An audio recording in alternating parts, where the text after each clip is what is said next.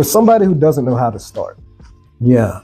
how do they become a change maker? How do they get started? How do they get into the atmosphere to pick up Dr. King from the airport? Yeah. How do they get to the table at Chatham University? How do they get offered a fellowship? Because it seems like when you walked into that meeting, you were able to meet the moment and something came to you because of it. Yeah.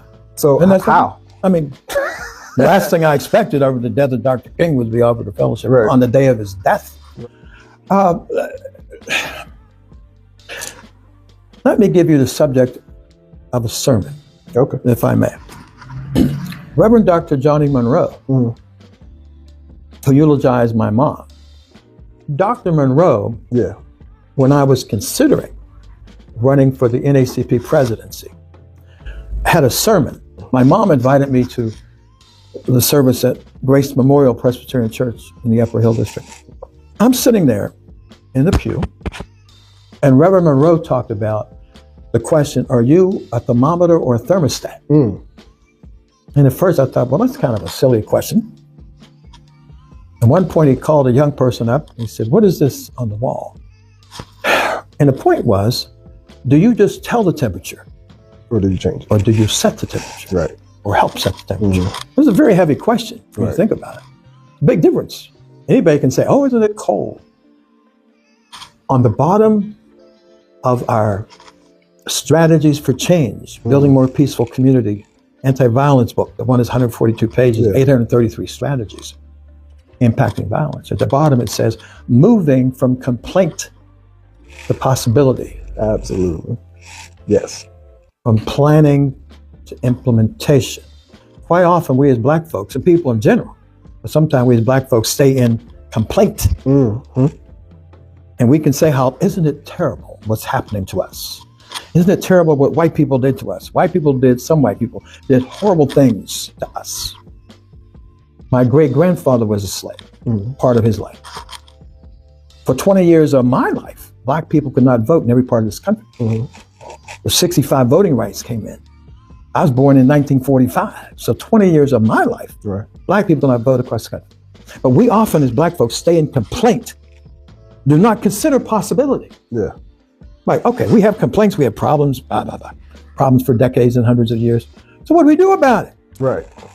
And then, as I said, the bottom of our document, strategies for change, building more peaceful communities, moving from complaint to possibility, from planning, when we, 300 plus people over a 10-year period, wrote that manual. We were planning. We're trying to implement through our peace summits, where we share with students and sometimes adults the strategies out of the documents and bring them to life. How do you implement? So what you're saying is you require a mindset shift to go from acknowledging the problem, acknowledging the past, learning from the past to change the future, which is the concept of Sankofa. I talk about that. There you go. Okay.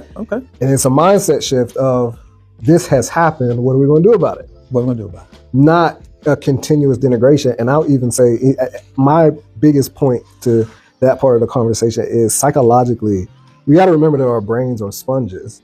Yes. So if we sit our brains, some are more sponges than others. Some have some hard sponges. Yeah. Right. But if we sit our brain on something, it's going to absorb that. You hope so. And if you pay attention to the negativity, then you will be focused on that. So what you're saying is it requires a mindset shift. But what happened in that sermon at Grace Memorial with Reverend Dr. Johnny Monroe, when he asked the question, are you a thermostat or a thermometer? I was sitting there. And even in 1994, I had to admit to myself, based on my own history, I think I'm more of a thermostat. I just don't sit and talk about, well, what's going on, or it's cold outside. You choose to do some of that. I am more of a thermostat. As I sat there, I didn't make a decision to run for the NACP presidency. I was still deciding. Yeah, still on the path. I was still, but I think Reverend Monroe's sermon shifted me to, that's who I am. I want to highlight something else, because what I hear is you have to, when we're talking about meeting the moment and we're talking about opportunities, you also have to be present in the culture. You were a part of Alpha at Pitt, Mhm. you went to the meeting at Chatham. Yes. You indulged in the church. Yes, So you're indulging in the culture, and this is shaping your path. absolutely. And then you come on the mindset shift, and one thing is leading to another, and it's building. Just like my speaking ability, Mhm. which I've been gifted with. Part of it is because I've been sitting playing the organ for decades. How can you not, after decades of listening to ministers, Yeah, if you already have a certain amount of oratorical skills, exactly. not improve them if So- you're listening? I want to. I'm serious, because no, I agree. some people have been asked me, "Are you a minister?" I said, agree, no. because- Are you a lawyer? No. One of Yeah. my frat brothers, Dr. Curtis. Yeah. Like Wim Curtis? Yeah, and he is a good, good friendship with the 61st mayor. Okay. Right. And I saw him one time, and he said about Ed, he said he's a preacher and he doesn't know it. Oh, he is.